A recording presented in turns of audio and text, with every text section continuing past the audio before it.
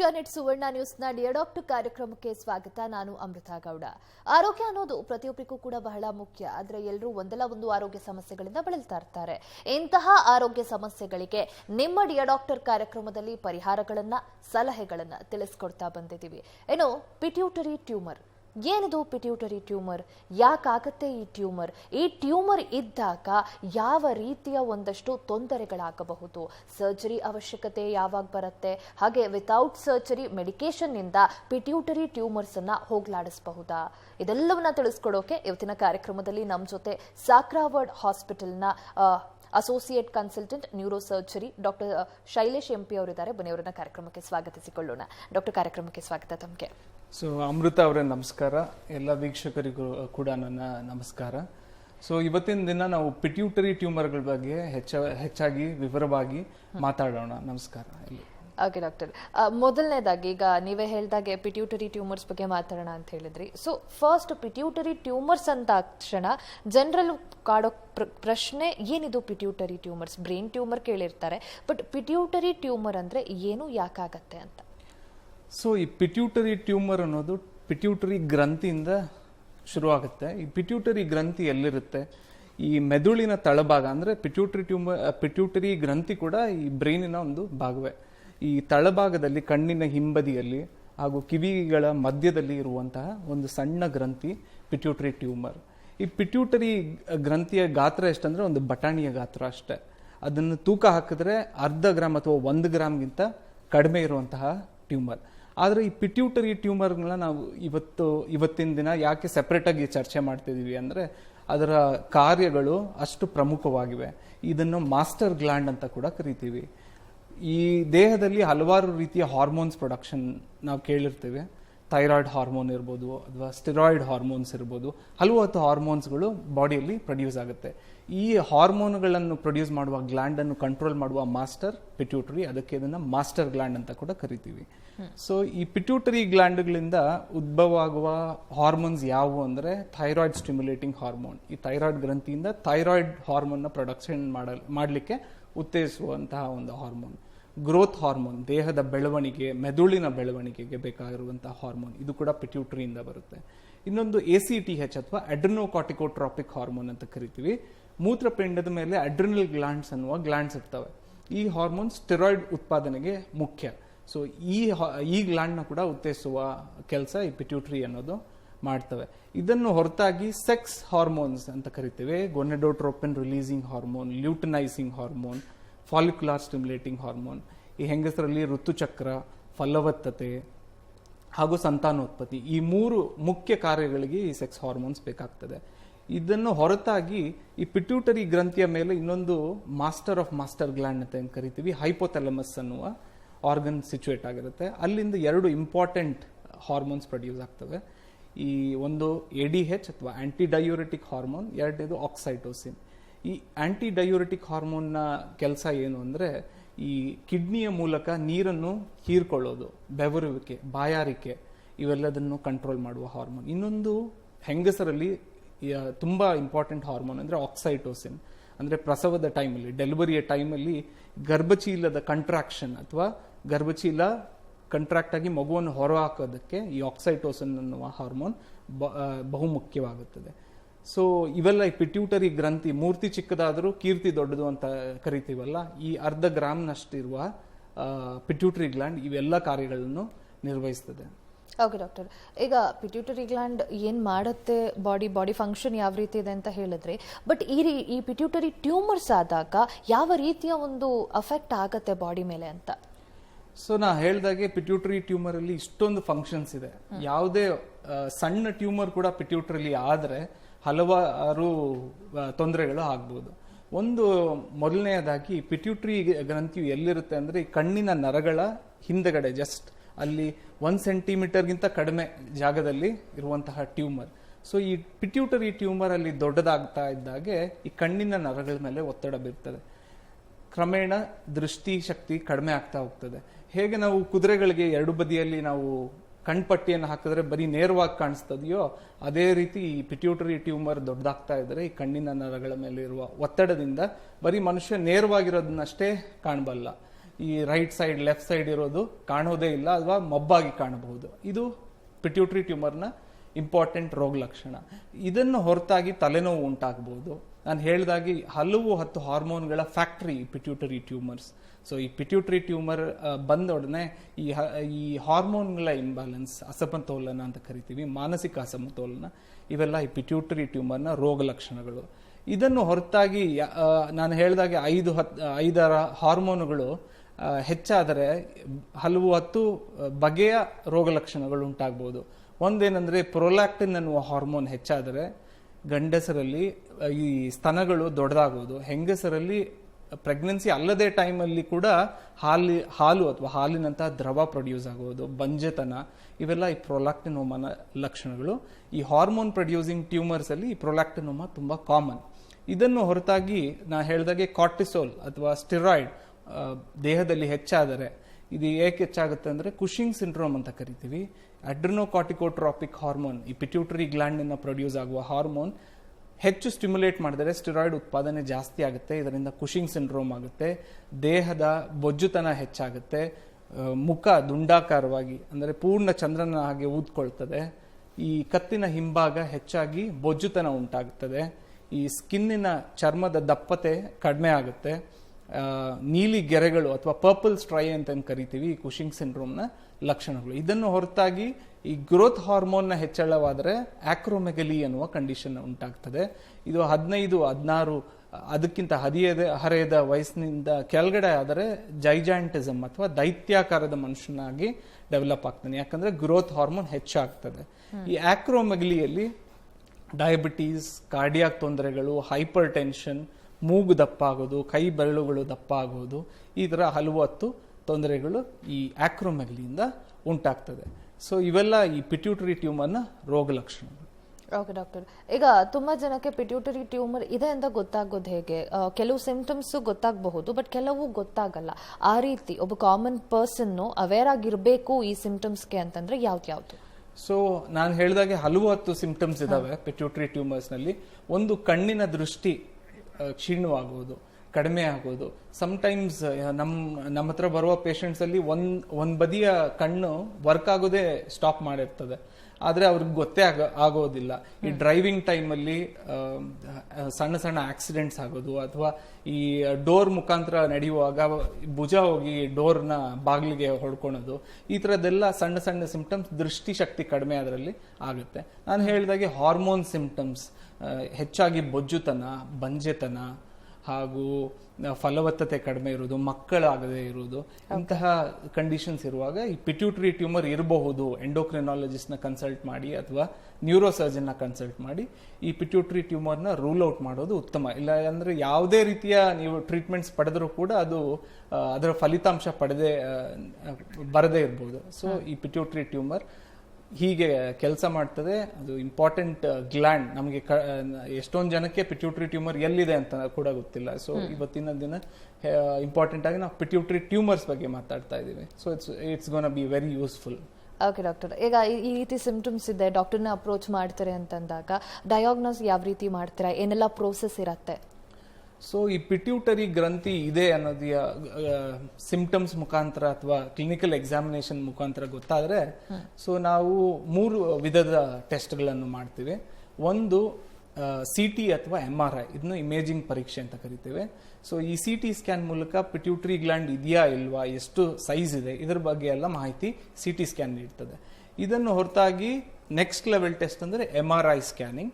MRI ಮೂಲಕ ಈ ಅಧಿಕ ವಿವರ ಸಿಗುತ್ತೆ ಈ ಗ್ಲ್ಯಾಂಡ್ನ ಬಗ್ಗೆ, ಎಷ್ಟು ಅಳತೆ ಇದೆ, ಎಲ್ಲಿ ಹೋಗ್ತಿದೆ, ರಕ್ತ ನಾಳಗಳ ಜೊತೆ ಹೊಂದ್ಕೊಂಡಿದೆಯಾ, ಈ ಕಣ್ಣಿನ ನರದ ಮೇಲೆ ಒತ್ತಡ ಆಗ್ತಿದೆಯಾ, ಮೆದುಳಿನ ಮೇಲೆ ಎಷ್ಟು ಪ್ರೆಷರ್ ಇದೆ, ಇವೆಲ್ಲದರ ವಿವರ ಈ MRI ಮೂಲಕ ನಮಗೆ ಸಿಗುತ್ತದೆ. ಹಾಗೂ ಸರ್ಜರಿಗೆ ಪ್ಲಾನಿಂಗ್ಗೆ MRI ಅತ್ಯವಶ್ಯಕ. ಇದನ್ನು ಹೊರತಾಗಿ ಹಾರ್ಮೋನ್ಗಳ ಕಂಪ್ಲೀಟ್ ಪ್ರೊಫೈಲಿಂಗ್, ಎಲ್ಲ ಹಾರ್ಮೋನ್ ನಾನು ಹೇಳಿದಂತ ಎಲ್ಲ ಹಾರ್ಮೋನ್ಗಳ ರಕ್ತ ಪರೀಕ್ಷೆ ಆಗಬೇಕು. ಹಾಗೂ ಕಣ್ಣಿನ ಪರೀಕ್ಷೆ ಕೂಡ ಆಗ್ತದೆ.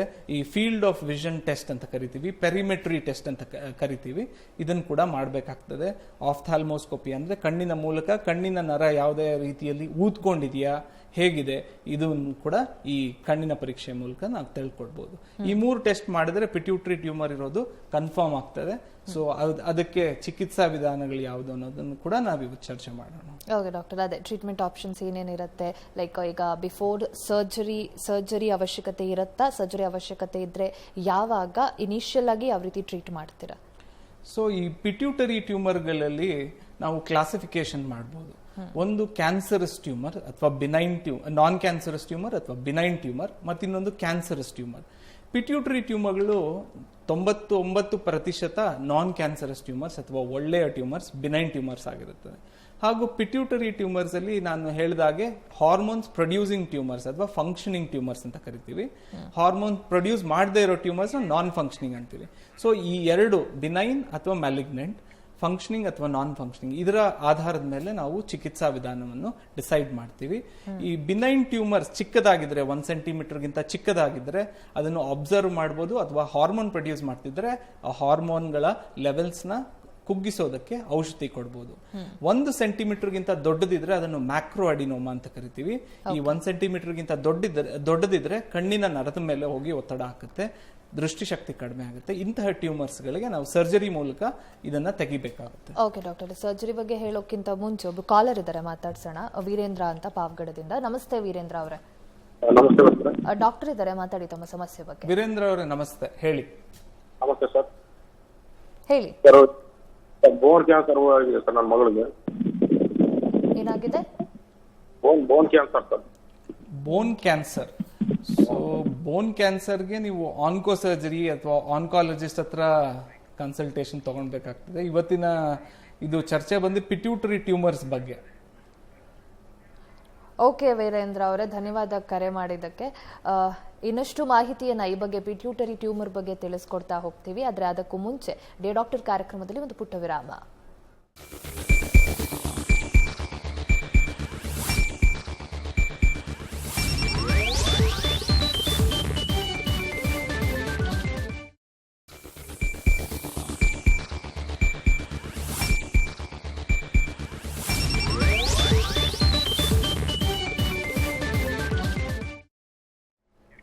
ಬ್ರೇಕ್ನ ಬಳಿಕ ಡೇ ಡಾಕ್ಟರ್ ಕಾರ್ಯಕ್ರಮಕ್ಕೆ ಮತ್ತೆ ಸ್ವಾಗತ. ನಿಮ್ಮಲ್ಲೂ ಯಾರೆಲ್ಲಾದ್ರೂ ಈ ರೀತಿ ಪಿಟ್ಯೂಟರಿ ಟ್ಯೂಮರ್ಸ್ನ ಒಂದು ಸಿಂಪ್ಟಮ್ಸ್ ಕಾಣಿಸ್ಕೋತಾ ಇದೆ, ಏನಾಗ್ತಿದೆ ಅಂತ ನಾನು ಆಸ್ಪತ್ರೆಗೆ ಹೋಗಿ ಚೆಕ್ ಮಾಡಿಸ್ಕೋಬೇಕು ಅಂತ ಇದ್ರೆ ಸಾಕ್ರಾವರ್ಡ್ ಹಾಸ್ಪಿಟಲ್ನ ನಂಬರ್ ಸ್ಕ್ರೀನ್ ಮೇಲೆ ಡಿಸ್ಪ್ಲೇ ಆಗ್ತಾ ಇದೆ. ಕರೆ ಮಾಡಿ ಡಾಕ್ಟರ್ ಅಪಾಯಿಂಟ್ಮೆಂಟ್ ತಗೊಂಡು ನೇರವಾಗಿ ಡಾಕ್ಟರ್ನ ಆಸ್ಪತ್ರೆಯಲ್ಲಿ ಭೇಟಿ ಮಾಡಿ ನಿಮ್ಮ ಸಮಸ್ಯೆ ಬಗ್ಗೆ ಡಾಕ್ಟರ್ ಬಳಿ ಚರ್ಚೆ ಮಾಡಬಹುದು, ಸೂಕ್ತ ಚಿಕಿತ್ಸೆಯನ್ನ ಕೂಡ ಪಡ್ಕೋಬಹುದು.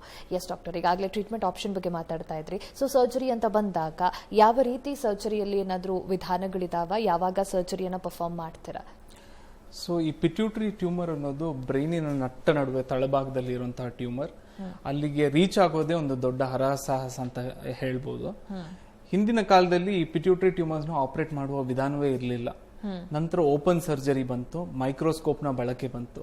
ಇಂದಿನ ದಿನ ದುರ್ಬೀನ್ ಅಂದ್ರೆ ಎಂಡೋಸ್ಕೋಪ್ ನ ಮೂಲಕ, ಮೂಗಿನ ಮೂಲಕ, ದೇಹದ ಯಾವುದೇ ಭಾಗದಲ್ಲಿ ಯಾವುದೇ ಒಂದು ಸ್ಕಾರ್ ಇರೋಲ್ಲ ಅಥವಾ ಓಪನಿಂಗ್ ಇರೋಲ್ಲ, ಮೂಗಿನ ಮುಖಾಂತರ ಹೋಗಿ ದುರ್ಬೀನ್ ಅನ್ನು ಬಳಕೆ ಮಾಡಿ ಈ ಟ್ಯೂಮರ್ಸ್ ನ ತೆಗಿತೇವೆ. ಇದರಲ್ಲಿ ಹಲವತ್ತು ಅಡಿಷನ್ಸ್ ಆಗಿದ್ದಾವೆ ಹಾಗೂ ಅಡ್ವಾನ್ಸ್ಮೆಂಟ್ಸ್ ಆಗಿದ್ದಾವೆ. ಒಂದು GPS ನ ಬಳಕೆ ಹೇಗೆ ನಾವು ಮಾಡ್ತೀವಿ ರಾಜಾಜಿನಗರದಿಂದ ಮಲ್ಲೇಶ್ವರಂಗೆ ಹೋಗೋಕ್ಕೆ, ಅದೇ ರೀತಿಯಲ್ಲಿ ಮೂಗಿನ ಮೂಲಕ ಪಿಟ್ಯೂಟರಿ ಟ್ಯೂಮರ್ನ ತಲುಪೋದಕ್ಕೆ ಕೂಡ ನ್ಯಾವಿಗೇಷನ್ ಸಿಸ್ಟಮ್ಸ್ ಅಥವಾ ನ್ಯೂರೋ ನ್ಯಾವಿಗೇಷನ್ ಸಿಸ್ಟಮ್ ಅಂತ ಕರಿತೀವಿ, ಇದರ ಬಳಕೆ ಆಗ್ತಿದೆ. ಇದರಿಂದ ಸುರಕ್ಷತೆ ಹಾಗೂ ನಿಖರತೆ ಅಂದರೆ ಸೇಫ್ಟಿ ಆ್ಯಂಡ್ ಪ್ರಿಸಿಷನ್ ಎರಡೂ ಎನ್ಹಾನ್ಸ್ ಆಗ್ತದೆ. ಮೈಕ್ರೋ ಡಾಪ್ಲರ್ಸ್ನ ಬಳಕೆ ಮಾಡ್ತೀವಿ. ಈ ಪಿಟ್ಯೂಟರಿ ಗ್ಲ್ಯಾಂಡ್ಗಳ ಎರಡು ಬದಿಯಲ್ಲಿ ಇಂಟರ್ನಲ್ ಕೆರೋಟಿಡ್ ಆರ್ಟರಿ ಅಂದರೆ ಬ್ರೈನ್ಗೆ ಸಪ್ಲೈ ಮಾಡುವ ಇಂಪಾರ್ಟೆಂಟ್ ರಕ್ತನಾಳಗಳು ಇವು. ಇದನ್ನು ಸುರಕ್ಷತೆಯಿಂದ ಕಾಪಾಡಲು ಈ ಮೈಕ್ರೋ ಡಾಪ್ಲರ್ಸ್ನ ಬಳಕೆ ಮಾಡ್ತೀವಿ. ಈ ಟ್ಯೂಮರ್ಸ್ನ ತೆಗೆಯಲು ಅಲ್ಟ್ರಾಸೋನಿಕ್ ಎನರ್ಜಿಯನ್ನು ಕೂಡ ಉಪಯೋಗಿಸಿ ಈ ಟ್ಯೂಮರ್ಗಳನ್ನು ತೆಗಿತೇವೆ. ಇದೇ ರೀತಿ ಇನ್ನೂ ವೈದ್ಯಕೀಯ ಹಾಗೂ ಶಸ್ತ್ರಚಿಕಿತ್ಸೆಯ ವಿಧಾನಗಳು ಹೆಚ್ಚುತ್ತಿದ್ದಂತೆ ಈ ಸೇಫ್ಟಿ, ಈ ಪಿಟ್ಯೂಟರಿ ಟ್ಯೂಮರ್ಗಳನ್ನ ಮುಂದೇನಾಗ್ತದೆ ಅನ್ನೋದು ನಾವು ಸರ್ಜನ್ಸ್ ಆಗಿ ಕಾಯ್ತಾ ಇದ್ದೇವೆ. ಓಕೆ ಡಾಕ್ಟರ್, ಈಗ ಸರ್ಜರಿ ಆಗತ್ತೆ, ಡಾಕ್ಟರ್ ಹೇಳೋದು ರೆಗ್ಯುಲರ್ ಚೆಕಪ್ ಎಲ್ಲ ಮಾಡಿಸ್ತಿರ್ತಾರೆ, ಬಟ್ ರೆಕರೆನ್ಸ್ ಆಗತ್ತೆ ಟ್ಯೂಮರ್, ಆ ರೀತಿ ಪಾಸಿಬಿಲಿಟೀಸ್ ಇದೆಯಾ? ಇದ್ರೆ ಎಷ್ಟಿದೆ? ಆ್ಯಂಡ್ ಆಫ್ಟರ್ ದಟ್ ರೆಕರೆನ್ಸ್ ಆದರೆ ಮತ್ತೆ ಟ್ರೀಟ್ಮೆಂಟ್ ಏನಿರಬಹುದು ಅವ್ರಿಗೆ? ಸೊ ನಾವು ಫಸ್ಟ್ ಟೈಮ್ ಈ ಪಿಟ್ಯೂಟರಿ ಟ್ಯೂಮರ್ಗಳನ್ನ ಡಯಾಗ್ನೋಸ್ ಮಾಡಿದಾಗ MRI ಮೂಲಕ ತುಂಬಾ ದೊಡ್ಡದಾಗಿರುವಂತಹ ಟ್ಯೂಮರ್ಸ್ ಆ ಕಡೆ ಈ ಕಡೆ ಮೆದುಳಿಗೆ ಅಂಟ್ಕೊಂಡಿರೋದು, ಈ ಕಣ್ಣಿನ ನರಕ್ಕೆ ಅಂಟ್ಕೊಂಡಿರೋದು, ರಕ್ತನಾಳಗಳಿಗೆ ಹೊಂದ್ಕೊಂಡಿರೋದು ಅಥವಾ ಸುತ್ತುವರೆದಿರೋದು, ಇಂಥ ಟ್ಯೂಮರ್ಸ್ನು ಸಂಪೂರ್ಣವಾಗಿ ತೆಗೆಯೋದು ಕಷ್ಟ. ಇಂತಹ ಟ್ಯೂಮರ್ಸ್ ಮರುಕಳಿಸುವ ಸಾಧ್ಯತೆ ಇದೆ. ಇದನ್ನು ಹೊರತಾಗಿ ಈ ಪಿಟ್ಯೂಟರಿ ಟ್ಯೂಮರ್ನ ತೆಗೆದ ನಂತರ ಬಯಾಪ್ಸಿ ಮಾಡ್ತೇವೆ. ಇನ್ವೇಸಿವ್ ಪಿಟ್ಯೂಟರಿ ಎಡಿನೋಮಾ ಅಂತ ಕರಿತೀವಿ. ಆಗ ಇನ್ನೊಂದು ತುಂಬಾ ರೇರ್ ಬಟ್ ಆಗ್ತದೆ, ಪಿಟ್ಯೂಟರಿ ಕಾರ್ಸಿನೋಮಾ ಅಂತ ಕರಿತೀವಿ. ಇವು ಅಪಾಯಕಾರಿ ಟ್ಯೂಮರ್ಸ್, ಮತ್ತೆ ಮರುಕಳಿಸುವ ಸಾಧ್ಯತೆ ಇರ್ತದೆ. ಹಾಗೂ ಕೆಲವು ಪಿಟ್ಯೂಟರಿ ಟ್ಯೂಮರ್ಸ್ಗಳು ಸಣ್ಣ ವಯಸ್ಸಲ್ಲೇ ಆಗ್ತದೆ. ಕೆಲವು ಸಿಂಡ್ರೋಮ್ಗಳ ಜೊತೆ ಹೊಂದಾಣಿಕೆ ಇರ್ತದೆ.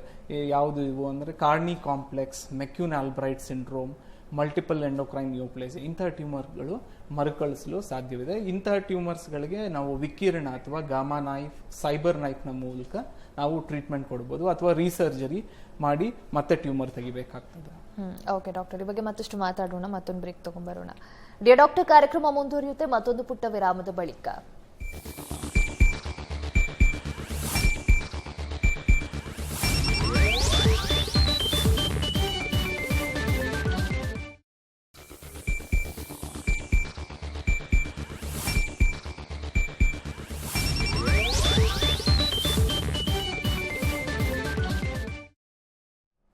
ಬ್ರೇಕ್ನ ಬಳಿಕ ಡಿಯರ್ ಡಾಕ್ಟರ್ ಕಾರ್ಯಕ್ರಮಕ್ಕೆ ಮತ್ತೆ ಸ್ವಾಗತ.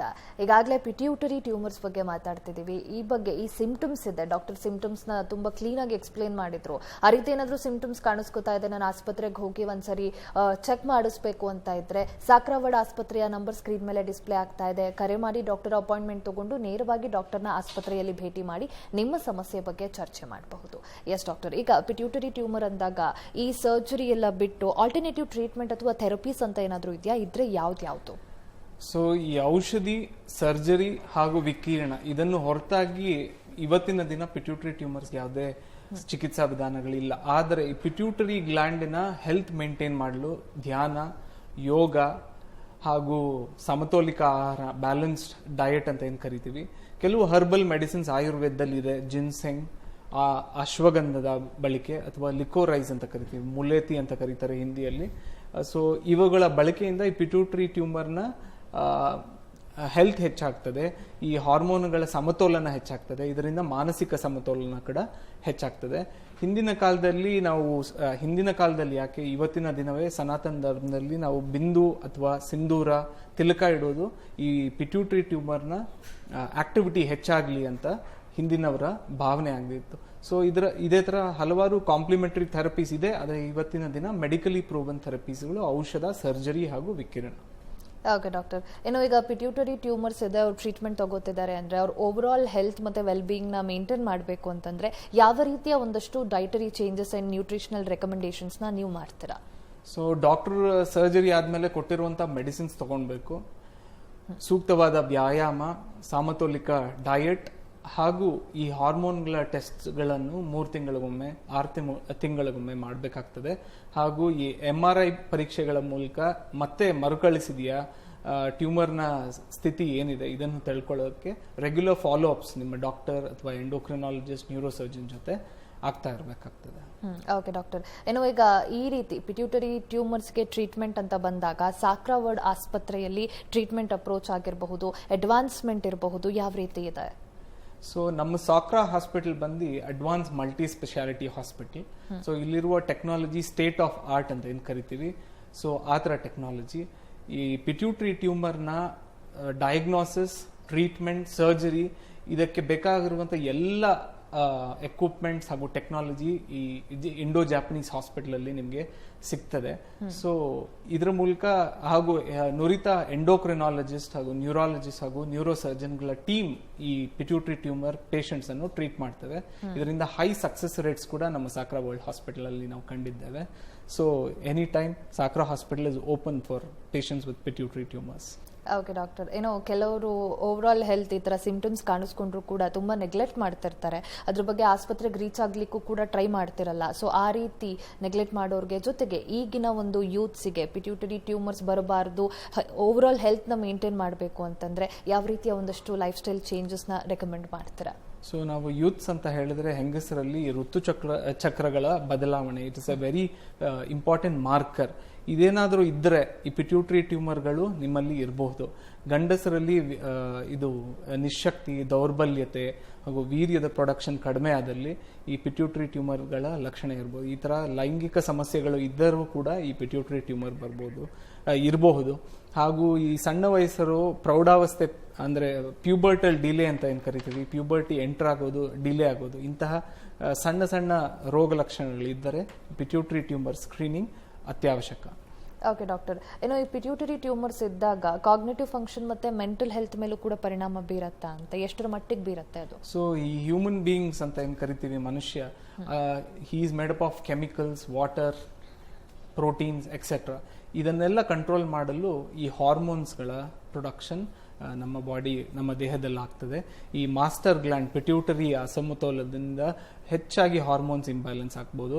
ಸೊ ಇದೆಲ್ಲದರ ಮೂಲಕ ಈ ಮಾನಸಿಕ ಅಸಮತೋಲನ ಕೂಡ ಈ ಹಾರ್ಮೋನಲ್ ಇಂಬ್ಯಾಲೆನ್ಸ್ ಇಂದ ಆಗ್ತದೆ. ಸೊ ಈ ಮಾನಸಿಕ ಖಿನ್ನತೆ, ಮಾನಸಿಕವಾಗಿ ಬಳಲೋದು, ಈ ಜ್ಞಾಪಕ ಶಕ್ತಿ ಕಡಿಮೆ ಆಗೋದು, ಇವೆಲ್ಲ ಈ ಪಿಟ್ಯೂಟರಿ ಟ್ಯೂಮರ್ಗಳ ಸೂಕ್ಷ್ಮ ಲಕ್ಷಣಗಳಾಗ್ಬೋದು. ಓಕೆ ಡಾಕ್ಟರ್, ಏನು ಓವರ್ ಆಲ್ ಪಿಟ್ಯೂಟರಿ ಗ್ಲ್ಯಾಂಡ್ನ ಪ್ರಾಪರ್ ಹೆಲ್ತ್ ಮೇಂಟೈನ್ ಮಾಡಬೇಕು ಅಂತಂದ್ರೆ ಒಂದು ಅಂಶವನ್ನ ಗಮನದಲ್ಲಿ ಇಟ್ಕೋಬೇಕು ಅಂದ್ರೆ ಯಾವ್ದಾಗಿರತ್ತದು? ಸೊ ಧ್ಯಾನ, ಯೋಗ, ವ್ಯಾಯಾಮ, ಹೆಚ್ಚಾಗಿ ನೀರು ಕುಡಿಯೋದು, ಉಪ್ಪಿನ ಅಂಶ ಸರಿಯಾದ ಮಟ್ಟದಲ್ಲಿ ತೆಗೆದುಕೊಳ್ಳೋದು. ಸೊ ಇವುಗಳೆಲ್ಲದರ ಮೂಲಕ, ಹಾಗೂ ಬ್ಯಾಲೆನ್ಸ್ ಡಯಟ್, ಸರಿಯಾದ ರೀತಿಯಲ್ಲಿ carbohydrates, proteins, fats, vitamins, minerals ಇವೆಲ್ಲದನ್ನು ತೆಗೆದುಕೊಳ್ಳೋದ್ರಿಂದ, ಹಾಗೂ ನಮ್ಮ ಸ್ಟ್ರೆಸ್ ಮ್ಯಾನೇಜ್ಮೆಂಟ್ ಮೂಲಕ ಕೂಡ ನಮ್ಮ ಪಿಟ್ಯೂಟರಿ ಟ್ಯೂಮರ್ನ ಹೆಲ್ತನ್ನು ನಾವು ಮೇಂಟೈನ್ ಮಾಡ್ಕೋಬಹುದು. ಓಕೆ ಡಾಕ್ಟರ್, ಸಾಕಷ್ಟು ಮಾಹಿತಿಯನ್ನ ತಿಳಿಸ್ಕೊಟ್ರಿ. ಪಿಟ್ಯೂಟರಿ ಟ್ಯೂಮರ್ ಬಗ್ಗೆ ಸಾಕಷ್ಟು ಮಾಹಿತಿನೇ ಇರಲಿಲ್ಲ ತುಂಬಾ ಜನಕ್ಕೆ. ವೀಕ್ಷಕರು ಇವತ್ತು ಈ ಕಾರ್ಯಕ್ರಮ ನೋಡಿ ಪಿಟ್ಯೂಟರಿ ಟ್ಯೂಮರ್ ಅಂದ್ರೆ ಏನು, ಅದರ ಒಂದು ಕೆಲಸ ಎಷ್ಟು ಮಹತ್ವವಾಗಿದೆ ಅನ್ನೋದನ್ನ ತಿಳಿಸ್ಕೊಟ್ರಿ. Thank you so much for joining us today. So Sakra world ಹಾಸ್ಪಿಟಲ್ನ ವತಿಯಿಂದ ಹಾಗೂ Suvarna news, Asianet Suvarna news ಅವರಿಗೂ ಕೂಡ ನನ್ನ ಧನ್ಯವಾದಗಳು. Thank you doctor. ನೋಡಿದ್ರಲ್ಲ ವೀಕ್ಷಕರೇ, ಪಿಟ್ಯೂಟರಿ ಟ್ಯೂಮರ್ ಅಂದರೆ ಸಾಕಷ್ಟು ಜನಕ್ಕೆ ಗೊತ್ತೇ ಇರಲಿಲ್ಲ. ಆದರೆ ಅದರ ಒಂದು ಫಂಕ್ಷನ್ ಮಹತ್ವ ಎಷ್ಟಿದೆ, ಜೊತೆಗೆ ಪಿಟ್ಯೂಟರಿ ಟ್ಯೂಮರ್ ಆದರೆ ಟ್ರೀಟ್ಮೆಂಟ್ ಏನು, ಸರ್ಜರಿ ಆಪ್ಷನ್ಸ್ ಏನು, ಎಲ್ಲವನ್ನ ಇವತ್ತಿನ ಕಾರ್ಯಕ್ರಮದಲ್ಲಿ ಡಾಕ್ಟರ್ ತಿಳಿಸ್ಕೊಟ್ಟಿದ್ದಾರೆ. ಸೊ ನಿಮ್ಮಲ್ಲೂ ಈ ಸಿಂಪ್ಟಮ್ಸ್ ಕಾಣಿಸ್ಕೊತಾ ಇದೆ ಅಥವಾ ಪಿಟ್ಯೂಟರಿ ಟ್ಯೂಮರ್ ಇದ್ದು ರೆಕರೆನ್ಸ್ ಆಗಿದೆ, ಟ್ರೀಟ್ಮೆಂಟ್ ತಗೋಬೇಕು, ನಾನು ಸರಿಯಾದ ಆಸ್ಪತ್ರೆಯನ್ನು ಚೂಸ್ ಮಾಡಬೇಕು ಅಂದರೆ ಸಾಕ್ರಾ ವರ್ಲ್ಡ್ ಆಸ್ಪತ್ರೆಯ ನಂಬರ್ ಸ್ಕ್ರೀನ್ ಮೇಲೆ ಡಿಸ್ಪ್ಲೇ ಆಗ್ತಾ ಇದೆ. ಕರೆ ಮಾಡಿ ಡಾಕ್ಟರ್ ಅಪಾಯಿಂಟ್ಮೆಂಟ್ ತಗೊಂಡು ನೇರವಾಗಿ ಆಸ್ಪತ್ರೆಯಲ್ಲಿ ಡಾಕ್ಟರ್ನ ಭೇಟಿ ಮಾಡಿ ನಿಮ್ಮ ಸಮಸ್ಯೆಗೆ ಪರಿಹಾರವನ್ನು ಕಂಡುಕೋಬಹುದು, ಸೂಕ್ತ ಚಿಕಿತ್ಸೆಯನ್ನ ಕೂಡ ಪಡ್ಕೋಬಹುದು. ಇದಾಗಿತ್ತು ಇವತ್ತಿನ ಡಿಯರ್ ಡಾಕ್ಟರ್ ಕಾರ್ಯಕ್ರಮ. ನೇರ, ದಿಟ್ಟ, ನಿರಂತರ ಸುದ್ದಿಗಾಗಿ ನೋಡ್ತಾ ಇರಿ ಏಷ್ಯಾನೆಟ್ ಸುವರ್ಣ ನ್ಯೂಸ್.